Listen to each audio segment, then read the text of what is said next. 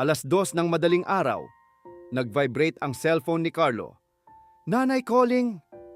Tinitigan niya ang screen habang nakahiga sa condo unit niya sa syudad. Katatapos lang ng overtime, pagod siya. May meeting pa kinabukasan.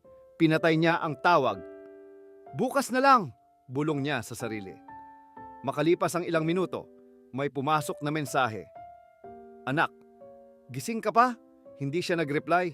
Online siya. Nakikita niyang active ang nanay niya sa messenger. Typing, nawala. Typing ulit, nawala ulit. Inilapag niya ang cellphone.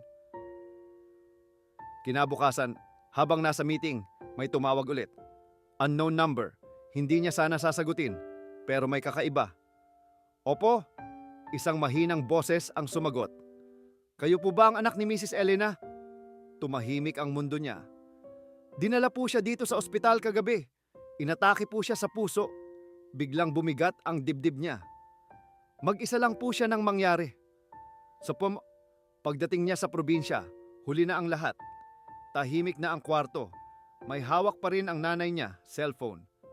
Humingi siya ng lakas ng loob at binuksan iyon. Huling draft message. Anak, pwede ba kitang tawagan? Parang ang bigat ng dibdib ko. Natatakot ako. Hindi ito na-send. May isa pang voice recording. Pinindot niya. Mahina ang boses. Anak, kung busy ka, okay lang. Gusto ko lang marinig boses mo.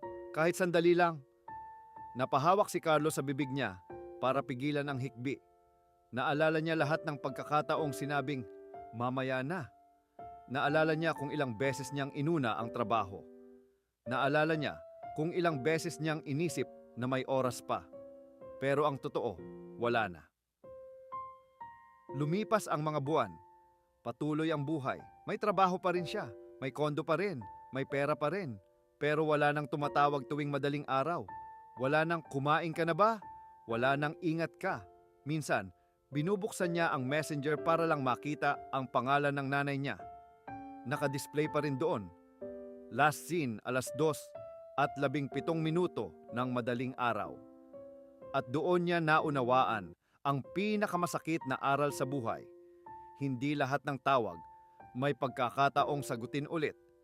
Hindi lahat ng mamaya na may kasunod pang bukas. At minsan, ang huling scene mo, yun na pala ang huling pagkakataon mo.